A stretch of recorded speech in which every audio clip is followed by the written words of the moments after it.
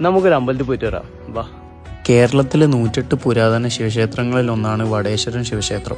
ദക്ഷിണേന്ത്യയിലെ നിരവധി ശിവക്ഷേത്രങ്ങളിൽ ഒന്നാണിത്. കുന്നിൻ മുകളിലാണ് ഈ ക്ഷേത്രം നിർമ്മിച്ചിരിക്കുന്നത്. അതിനാൽ വടക്കൻ മലബാറിലെ കൈലാസം എന്ന പേരിലും അറിയപ്പെടുന്നു. മൂഷിക രാജാവായ വടുകുവർമ്മയാണ് അഷ്ടതള വാസ്തുവിദ്യ ശൈലിയിൽ വടേശ്വര ക്ഷേത്രം നിർമ്മിച്ചതെന്ന് വിശ്വസിക്കപ്പെടുന്നു. ഈ ശൈലിയിൽ നിർമ്മിച്ച ഒരേയൊരു ഇന്ത്യൻ ക്ഷേത്രമായി ഇത് കണക്കാക്കുന്നു. പ്രധാന ദേവൻ ശിവനാണ്.